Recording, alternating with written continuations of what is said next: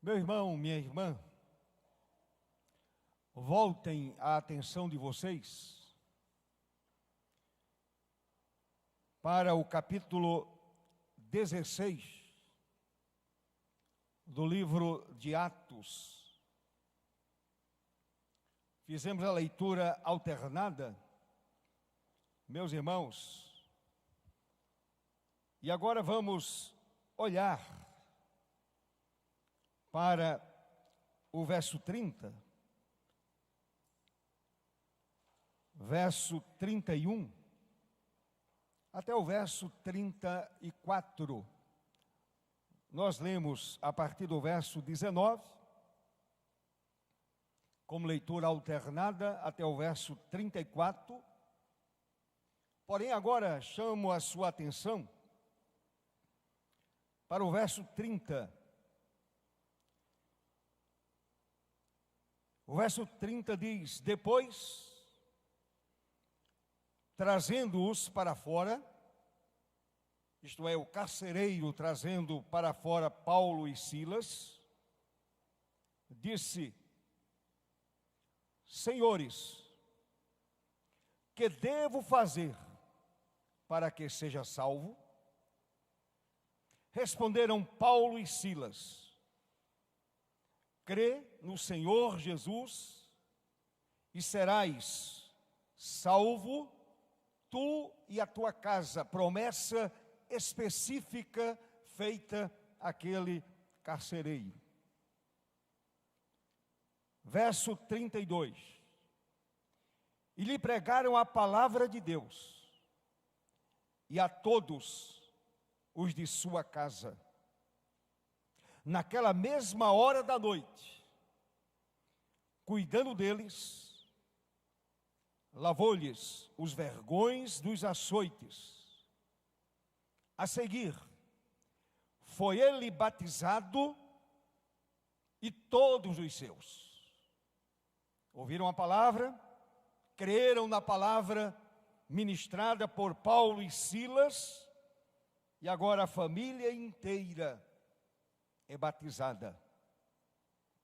Então, levando-os para a sua própria casa, lhes pôs à mesa, e com todos os seus manifestava grande alegria por terem crido em Deus. Louvado seja o nome do Senhor para todo o sempre.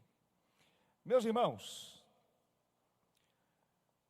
o nosso contexto aqui é a segunda viagem missionária de Paulo, que começa no capítulo 15, a partir do verso 36. A primeira viagem missionária do apóstolo Paulo, ela é mencionada a partir do capítulo 13 do livro de Atos. E aqui nós vamos encontrar a segunda viagem missionária do apóstolo Paulo. E essa segunda viagem missionária de Paulo é uma viagem marcada por vários acontecimentos, diversos acontecimentos. Por exemplo, houve mudança de equipe.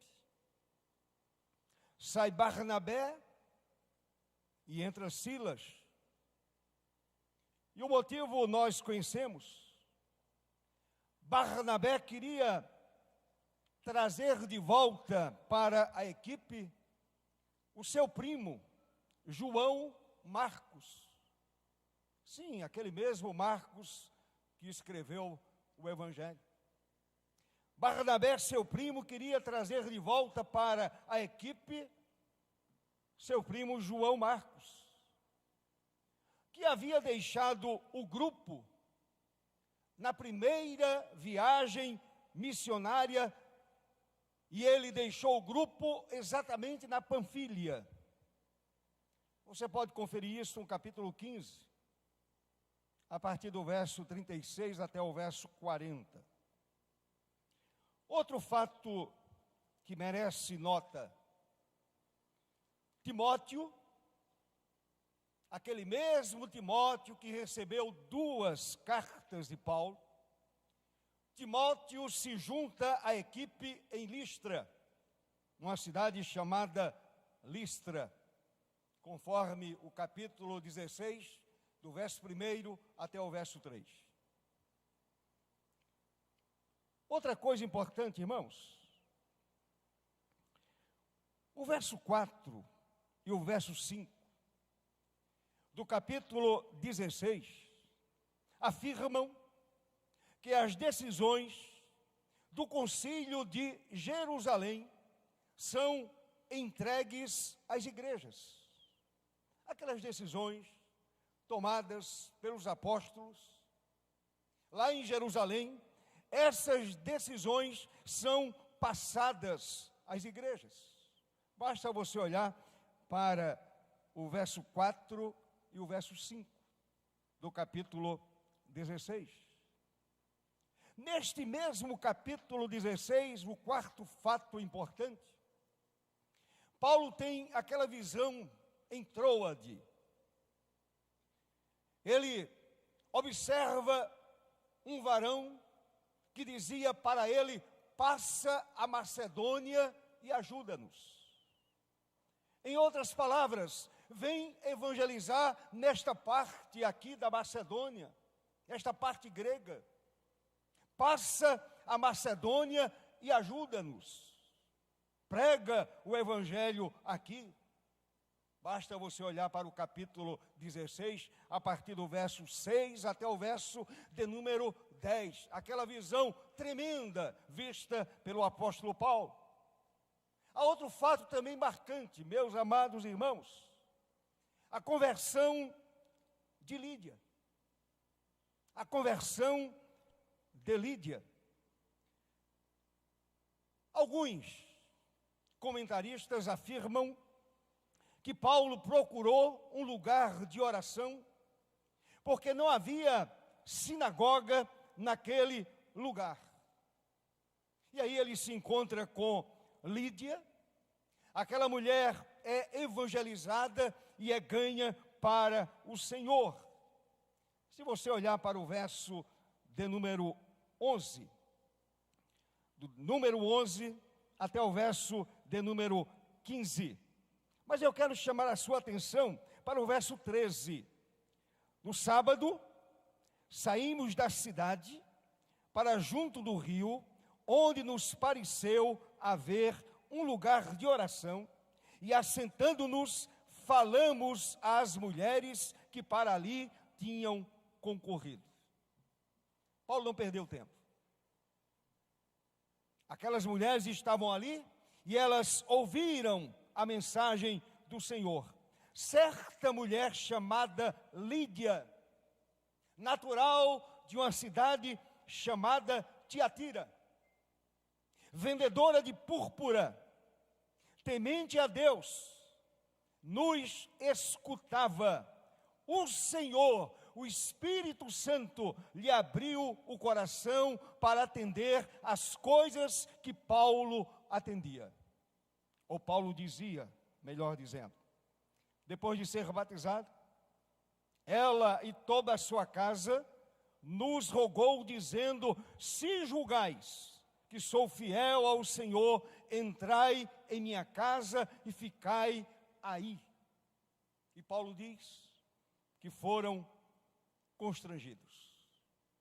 Ela pediu com insistência e nos constrangeu a isso. Mas acontece outro fato também ainda no capítulo 16, meus irmãos, a partir do verso 16. Paulo se depara com uma jovem adivinhadora, uma moça possessa, endemoniada, e aquela mulher adivinhando dava lucro aos seus donos, aos seus senhores. E aquela mulher dizia algo interessante. Ela seguia a Paulo, seguindo a Paulo e a nós, verso 17, clamava dizendo: estes homens são servos do Deus Altíssimo e vos anunciam o caminho da salvação. Parecia tudo certo. Estes homens são servos do Deus Altíssimo e eles pregam a respeito da salvação. Eles ensinam a respeito do caminho para a eternidade. Verso 18. Isto se repetia por muitos dias. Então, Paulo, já indignado, porque percebeu, ele discerniu que aquela mulher dizia aquilo não por revelação de Deus, mas ela era usada pelo inimigo. Paulo, já indignado, voltando-se, disse ao demônio, disse ao espírito, em nome de Jesus: eu te mando, eu determino em nome do Senhor, eu te mando, eu te ordeno, retira-te dela. E ele, o demônio, na mesma hora saiu.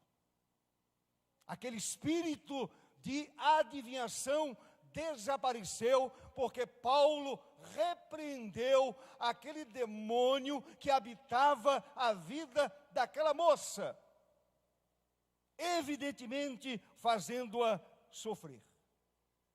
E é exatamente por conta disso, meus irmãos, que Paulo e Silas são surrados e presos.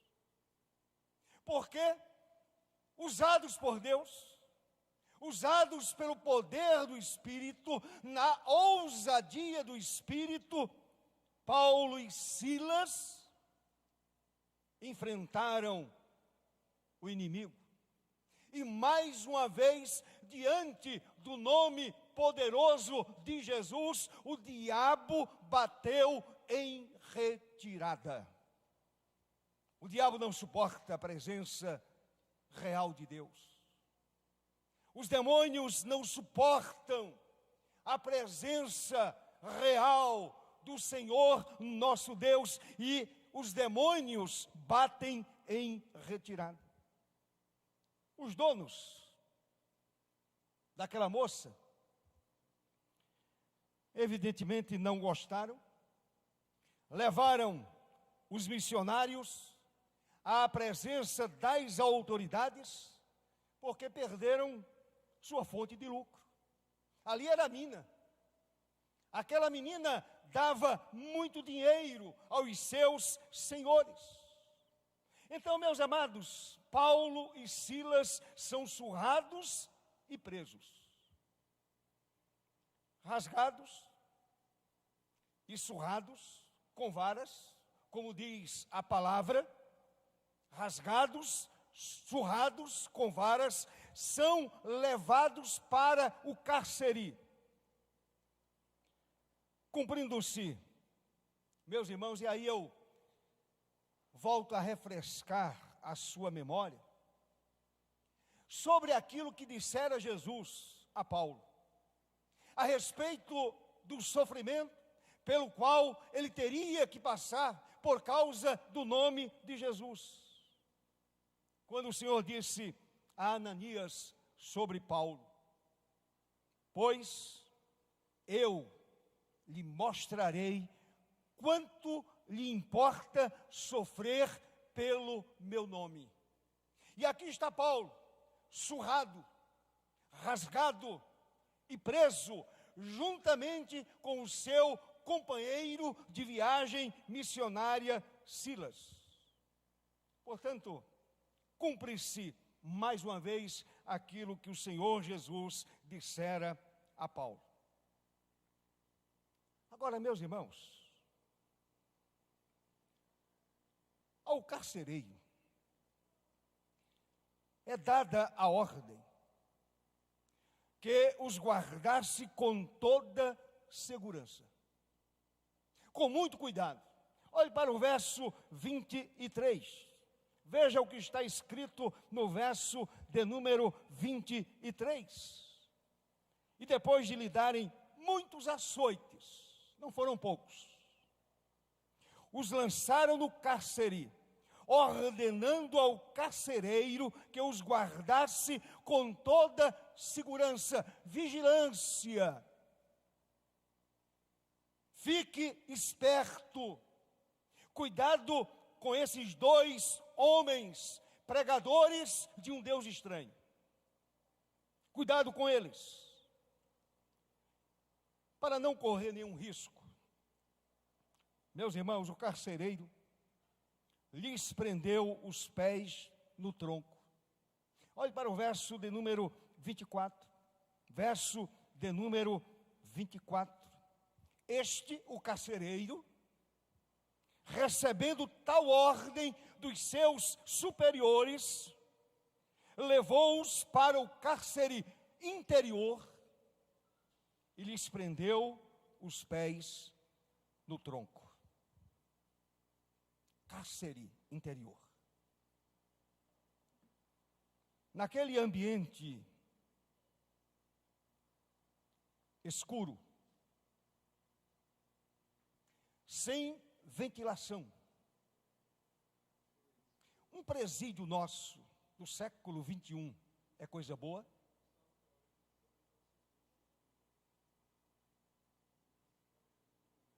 Uma prisão turca é coisa boa, um presídio turco? Eu já li que as prisões francesas são terríveis. Os presídios brasileiros também, de igual modo. Então observem, ambiente escuro, sem ventilação, abafado, muito quente e mais ainda, insuportável mau cheiro. Não havia higienização. O mau cheiro era insuportável. Mas nesse ambiente insalubre, a palavra diz que Paulo e Silas oravam e cantavam louvores a Deus.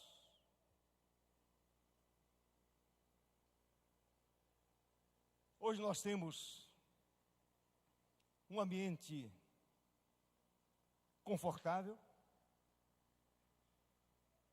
um templo climatizado. Poderíamos orar mais, dedicar mais tempo à oração, à comunhão bendita com o Senhor, comunhão vertical, louvar a Deus de todo o coração. Paulo e Silas estavam numa masmorra, fedorenta, insalubre, escura, com os pés presos no tronco. A despeito desta situação, os dois estavam exaltando o nome que está acima de todo o nome de Jesus. Eles estavam glorificando a Deus. E os demais encarcerados ouviam os louvores, ouviram as orações. Olhem para o verso 25. Já era tarde da noite, por volta da meia-noite, Paulo e Silas estavam acordados, mas não estavam reclamando, não estavam dizendo: Senhor, por quê? Iniciei esta segunda viagem missionária para pregar o Evangelho, para mostrar o caminho, para mostrar a cruz de Cristo. Por volta da meia-noite, Paulo e Silas não estavam reclamando, não estavam levantando o punho diante de Deus. Eles estavam orando e cantando louvores a Deus. E os demais companheiros de prisão escutavam, eles estavam continuando o seu trabalho missionário, agora no cárcere. O trabalho não parou. O trabalho missionário avançou. Vamos prender esses dois homens, vamos prender Paulo, vamos tirá-lo de circulação, vamos tirar Silas de circulação e eles vão se calar. Ninguém consegue calar um crente em Cristo. Ninguém consegue calar uma pessoa que recebeu o dom da vida eterna. Ninguém consegue calar um eleito de Deus. Ninguém consegue calar uma pessoa que encontrou na pessoa de Jesus verdadeira paz. Então, meus irmãos, os demais encarcerados escutavam, estavam sendo evangelizados, estavam sendo despertados através do louvor e através da oração. De repente, tudo parecia caminhar tranquilo. De repente, a intervenção divina acontece. O nosso Deus é o Deus que intervém, amém, meu irmão? É o Deus que trabalha em nosso favor, não porque Ele é obrigado, é porque Ele nos ama. Ele tem propósito com a minha vida e com a sua vida. De repente, o Deus que intervém resolve agir. O Deus que faz acontecer resolve agir. A prisão é abalada por um terremoto. Aquela região era muito comum acontecer abalos sísmicos. Era comum. Coincidência? Já que era comum. Mas naquele exato momento, à meia-noite, quando Paulo e Silas louvavam a Deus, quando oravam, quando aqueles dois missionários foram encarcerados, de repente, um terremoto. Meus irmãos, eu creio que o Senhor manifestou soberanamente o seu poder naquele lugar. Deus disse: eu estou aqui. Eles não estão sozinhos, eles não estão abandonados, eu estou presente aqui. Louvado seja o Senhor para sempre. O que acontece? Os alicerces são abalados. Olhe para o verso de número 26. De repente, ninguém esperava, sobreveio tamanho terremoto que sacudiu os alicerces da prisão. Aquela prisão é abalada pelo poder de Deus. Lembram das muralhas de Jericó? Elas ruíram, elas desabaram,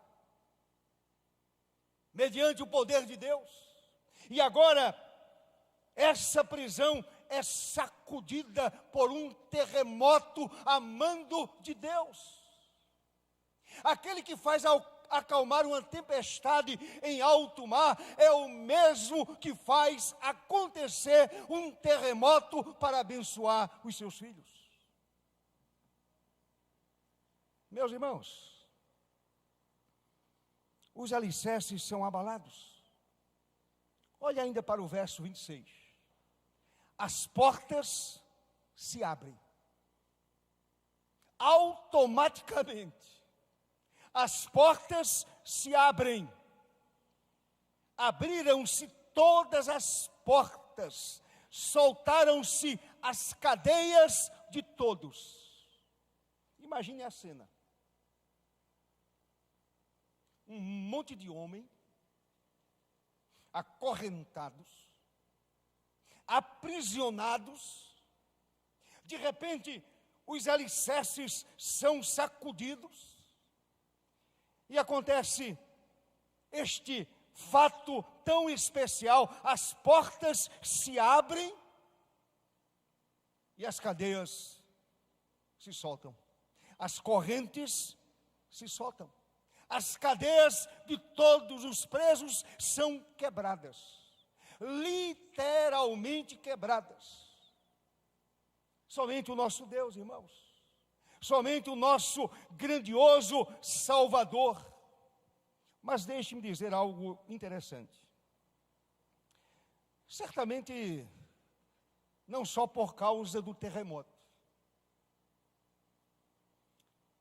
mas é o meu pensamento, através de alguma energia miraculosa que acompanhou aquele terremoto. E aquelas correntes, elas são quebradas. O carcereiro é despertado do sono. Ele havia colocado Paulo e Silas com os pés presos no tronco. Estava tranquilo. Só que ele não contava com a intervenção divina. Ele não contava com o poder maravilhoso de Deus. O carcereiro é despertado no sono e, vendo as portas do cárcere abertas, pensou: os prisioneiros fugiram. Aproveitaram a oportunidade. Os prisioneiros fugiram e certamente pagarei com a minha própria vida. Era uma lei romana. O carcereiro era responsável. Se um preso fugisse, ele pagaria com a sua própria vida. Puxando da espada, ia suicidar-se. Olhe para o verso de número 27. O carcereiro despertou do sono e, vendo abertas as portas do cárcere, puxando da espada, ia suicidar-se, supondo que os presos tivessem fugido. Sabem o que me chama a atenção? É que nenhum preso fugiu. Nem Paulo, nem Silas, nem aqueles que antes já estavam encarcerados. Certamente aqueles homens ficaram perplexos diante da magnitude do poder de Deus, diante da ação miraculosa do Senhor, o terremoto sacudindo aquela cadeia. As correntes todas se quebraram. Aqueles homens ficaram impactados. E o carcereiro disse: todos fugiram. Eu vou tirar a minha própria vida. Paulo gritou, verso 28. Olhe para o verso de número 28. Mas Paulo gritou em alta voz, bradou em alta voz: não te faças nenhum mal, que todos aqui estamos. Ninguém fugiu. Ninguém aproveitou a oportunidade. Todos estavam ali. Todos continuaram ali. Ninguém fugiu, porque estavam impactados mediante a manifestação poderosa do poder de Deus. Aqueles homens estavam profundamente impressionados com a manifestação do poder de Deus. E quando Deus se manifesta de uma forma poderosa, esse poder de Deus certamente causa impacto à vida de qualquer ser humano. O carcereiro, certamente um homem brutalizado, totalmente bruto, quem sabe um zombador da situação dos presos, aquele que infligia sofrimento físico aos presos, que não tinha nenhum sentimento de compaixão pelos presos ali, batia sem dó e sem piedade. O que acontece com aquele homem? Trêmulo, prostrou-se diante de Paulo e Silas. Olhe para o verso de número 29. Então o carcereiro, tendo pedido uma luz, entrou rapidamente e trêmulo prostrou-se diante de Paulo e Silas. Trêmulo, aquilo impactou a vida daquele homem. Ato contínuo, Paulo e Silas são trazidos para fora, e o carcereiro disse algo maravilhoso: senhores, diante de uma manifestação tão clara do poder de Deus, que devo fazer para que seja salvo? Qual deve ser a minha atitude a partir de agora? Está lá no verso de número 30. O que devo fazer? A resposta dos missionários foi: crê no Senhor Jesus e serás salvo. Verso 31. Creia no Senhor. Creia naquele que morreu numa cruz no seu lugar, morreu no meu lugar, no lugar de Silas também. Creia em Jesus e receba a vida eterna. Meus irmãos, aqui aprendemos que a salvação é recebida através da fé. É através da fé. Fé no Filho eterno de Deus. Porquanto a redenção inteira reside exclusivamente na pessoa de Jesus. A vida eterna reside exclusivamente na pessoa de Jesus, o Senhor. E quero rapidamente destacar 3 aspectos importantes. Com base em tudo isto que nós ouvimos, que está aqui no capítulo 16 de Atos, quero destacar 3 verdades importantes. Primeiro, a salvação não depende da vida passada, não depende da vida pregressa, não depende da vida passada.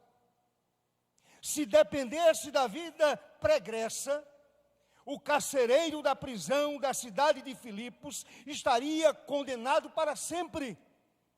Era um homem perverso, era um homem duro, um homem brutalizado, zombador, escarnecedor, não tinha piedade de ninguém. A sua vida era uma vida marcada pela brutalidade e pela maldade. Se dependesse da vida passada dele, ele estaria perdido para sempre. Mas, meus irmãos, quando a salvação chega ao nosso coração, o nosso passado de pecado é jogado nas profundezas do mar. Louvado seja Deus. Aquele homem miserável, pecador, brutalizado, zombador, escarnecedor, aquele que batia sem dó e nem piedade, aquele homem é alcançado pela graça de Deus, pela misericórdia do Senhor, e aquele homem tem os seus pecados perdoados, e os pecados são jogados no mais profundo mar. Glória a Deus por isso. Louvado seja o Senhor por isso. Meus irmãos, em Atos 17, verso 30, Paulo quando já está na cidade de Atenas, pregando o Evangelho, ele diz: Deus não leva em conta o tempo da ignorância, o tempo da perdição, o tempo da escuridão, o tempo das trevas. O Senhor não leva em conta o tempo da ignorância. Os pecados cometidos são apagados mediante a aspersão do sangue de Jesus, que segundo João, o sangue do Senhor nos purifica de todo pecado. É o sangue de Cristo, é o sacrifício de Jesus. Foi exatamente o sacrifício perfeito de Jesus que alcançou aquele carcereiro perdido, aquele carcereiro tão duro, brutalizado. A graça veio sobre ele, foi derramada sobre a sua vida, derramada sobre o seu coração, e aquele homem encontrou em Cristo a redenção eterna. Louvado seja Deus para sempre. Que Jesus maravilhoso, que Deus tremendo. Lembram do ladrão da cruz? Perverso, criminoso, malfeitor. No início, zombava também de Jesus com o seu parceiro de crimes, mas depois ele olha para o Senhor e diz: Jesus, lembra-te de mim quando entrares no teu reino. E o Senhor não disse a ele: filho, você teve uma vida pregressa, perversa, você foi bandido, você foi salteador, você tomou aquilo que não lhe pertencia. Não, 1000 vezes não. Jesus disse àquele homem ali na cruz: hoje mesmo estarás comigo no paraíso. Louvado seja Deus. A salvação não depende da vida passada. Querem outro exemplo? Zaqueu. Um judeu odiado pelos outros judeus. Era um cobrador de impostos, cobrando imposto para uma nação opressora, cobrando imposto para Roma. Mas ele tem um encontro com Jesus.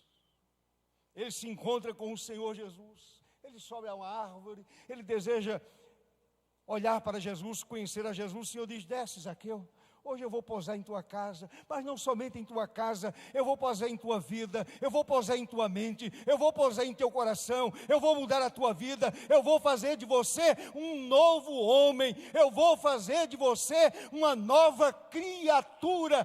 E Zaqueu diz: Senhor, se porventura defraudei alguém, eu vou restituir 4 vezes mais. Conversão sincera. Salvação não depende da vida passada. Não dependeu da vida passada do carcereiro. O Filho de Deus veio buscar e salvar o perdido, e ali estava um carcereiro perdido, uma vida perdida, um homem perdido, um homem atolado no seu pecado. O Senhor veio para os doentes, e ali estavam doentes. O Filho do Homem veio buscar e salvar o perdido. O Senhor veio salvar pessoas como carcereiro, pessoas como Zaqueu, pessoas como eu, como você.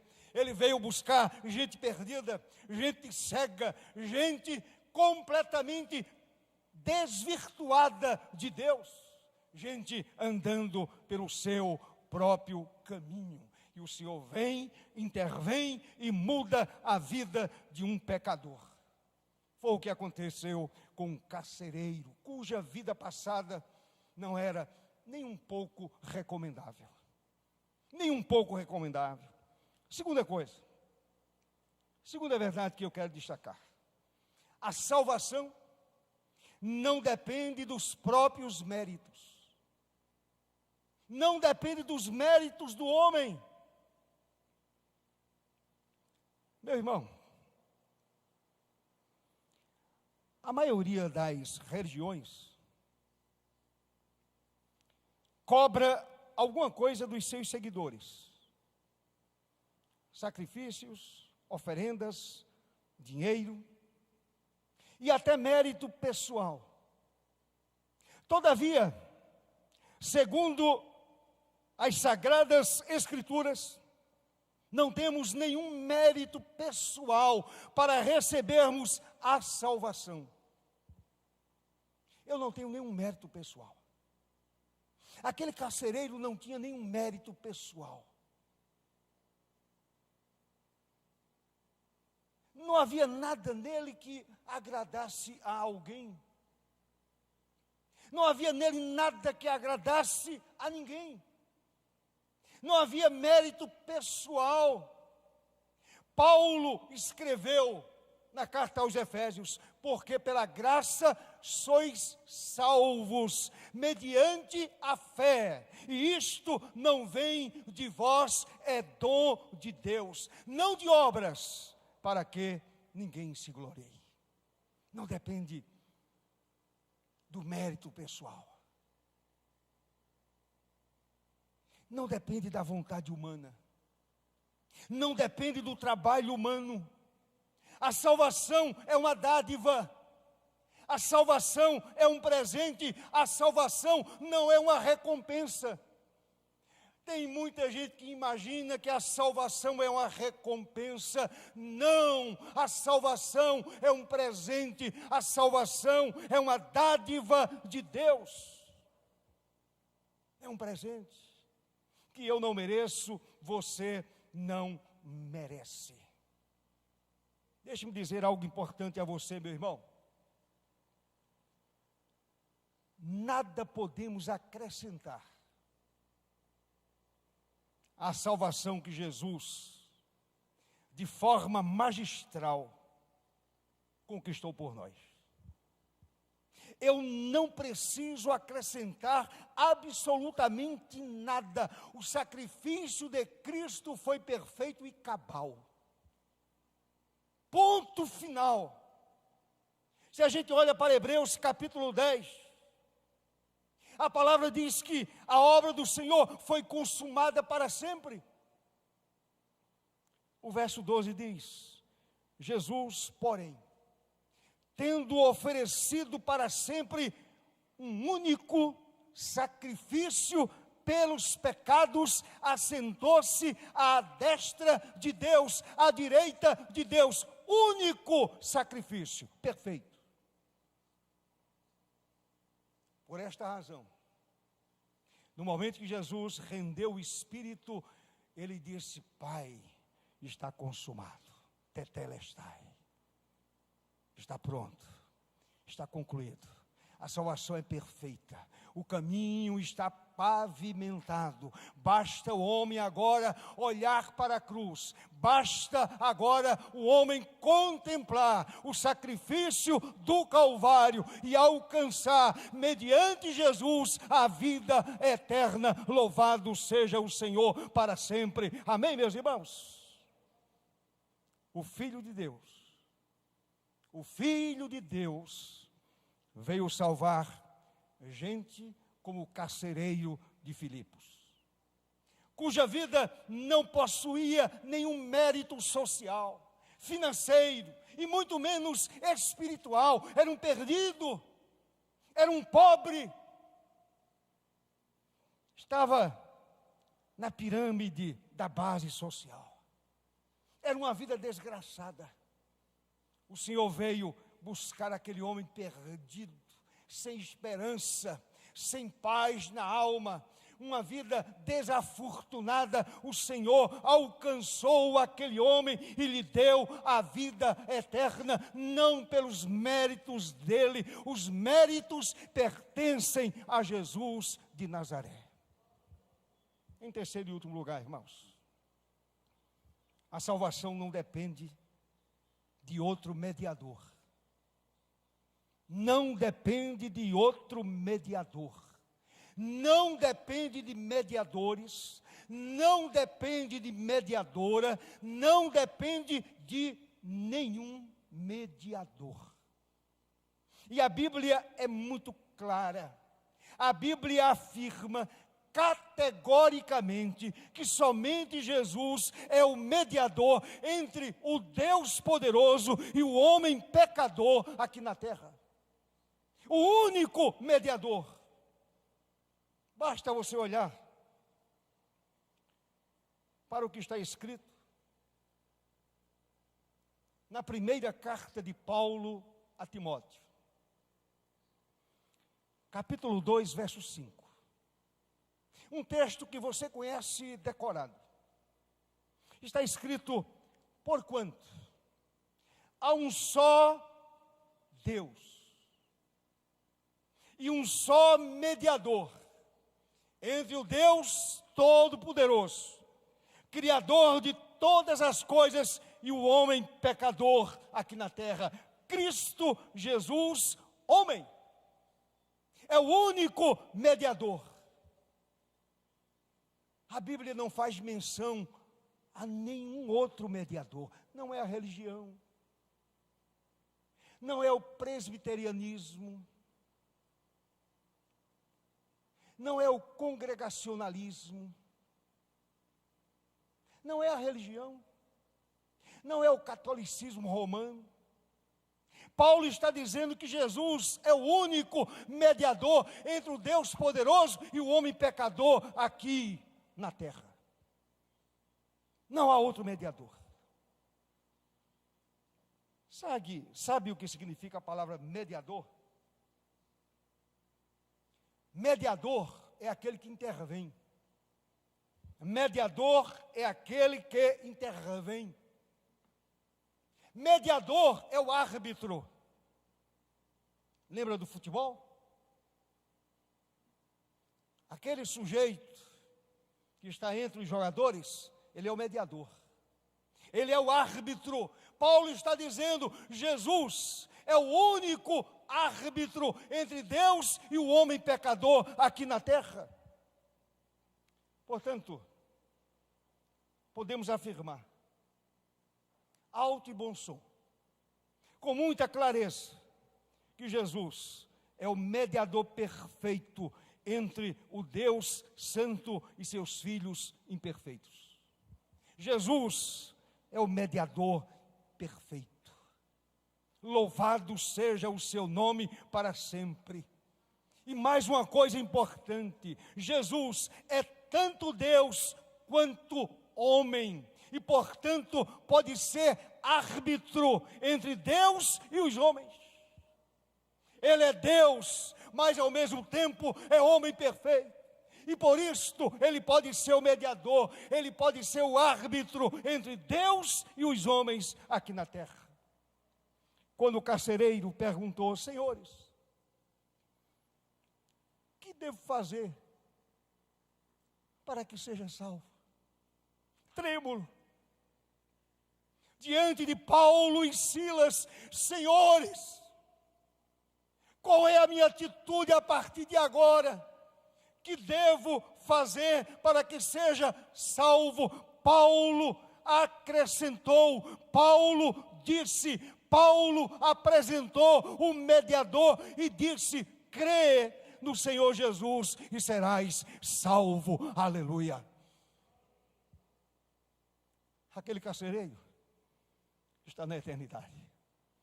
A sua família está na eternidade.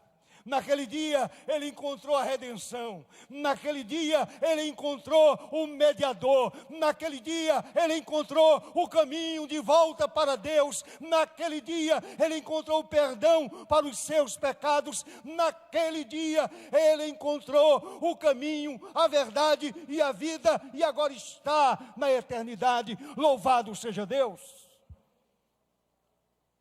Crê no Senhor Jesus e serás salvo. Paulo apresentou o perfeito mediador. Consequentemente, a dependência de outro medianeiro é algo totalmente estranho à teologia bíblica. totalmente estranho. Não existe outro medianeiro. No Evangelho de João, o Senhor Jesus disse exatamente isso. Aquilo que eu acabei de dizer. Eu sou o caminho. Eu sou a verdade. Eu sou a vida. Ninguém vem ao Pai senão por mim. Com esta afirmação, o Senhor Jesus elimina a possibilidade de qualquer outro mediador para o homem chegar à salvação. Jesus elimina qualquer possibilidade de outro mediador. O carcereiro, naquela madrugada, encontrou-se com o único mediador entre Deus e o homem pecador. E eu quero caminhar para a conclusão. Finalmente, aprendemos com esta história que Paulo e Silas, meus irmãos, que estavam presos, eram os mais livres de todos os homens.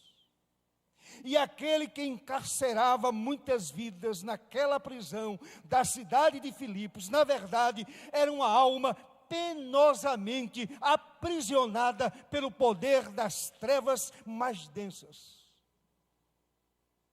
Paulo estava preso. Silas estava preso.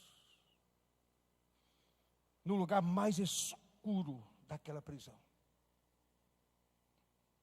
com os pés amarrados no tronco, aparentemente aprisionados, estavam aprisionados, mas eram os homens mais livres de todos os homens.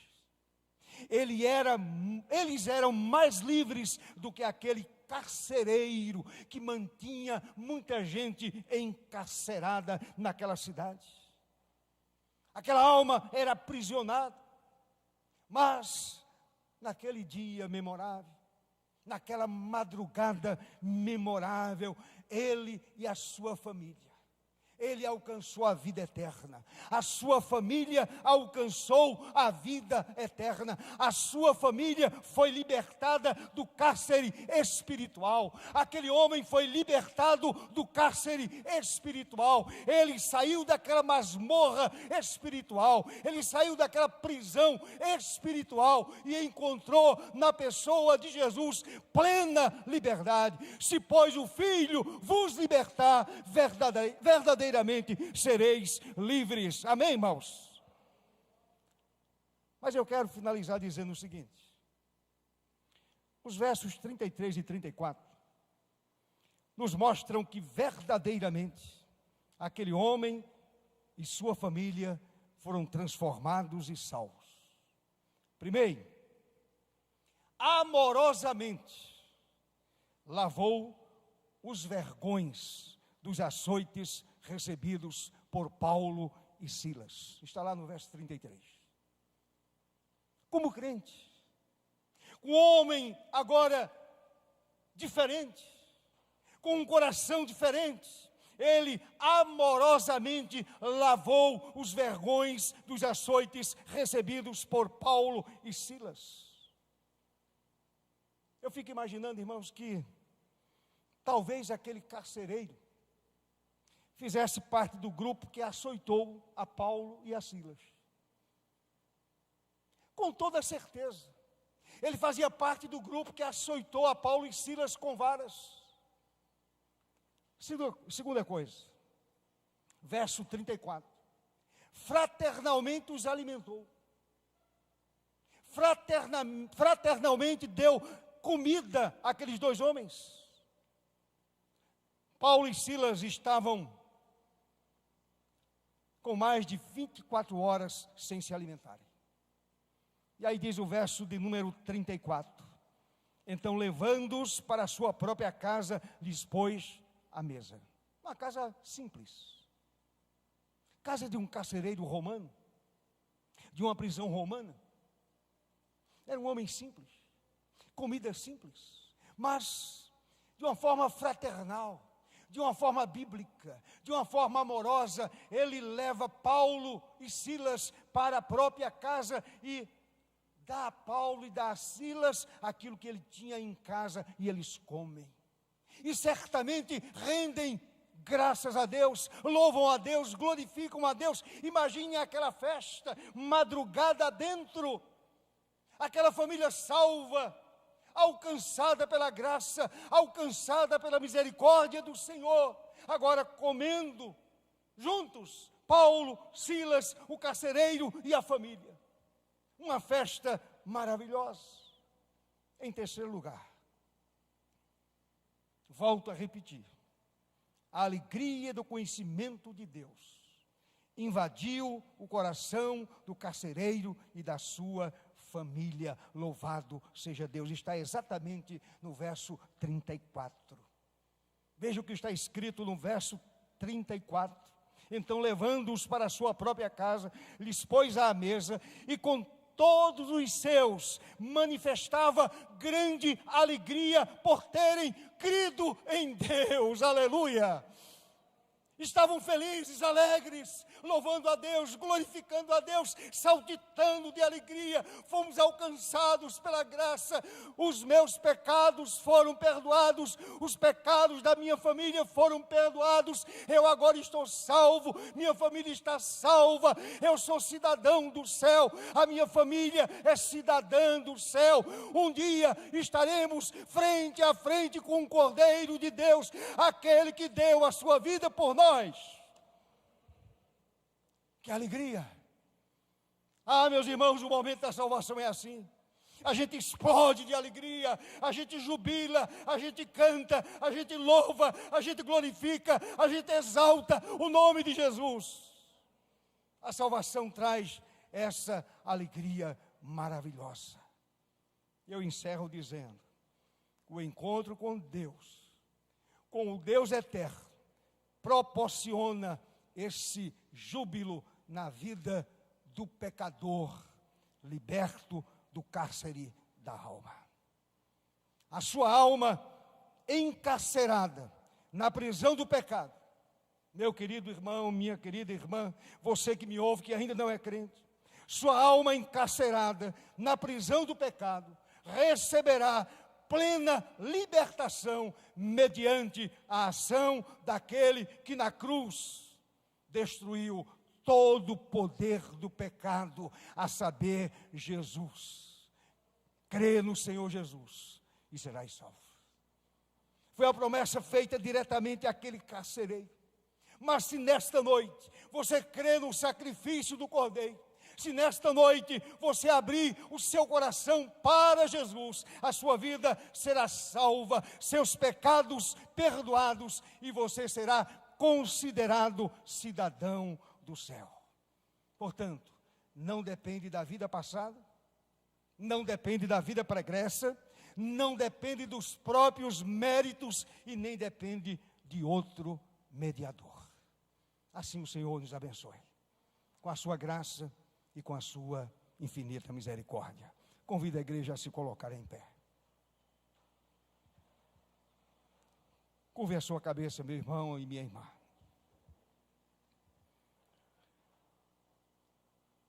Amado Senhor, muito obrigado pela tua santa e maravilhosa palavra. Senhor, muito obrigado por esse registro histórico de Atos, capítulo 16.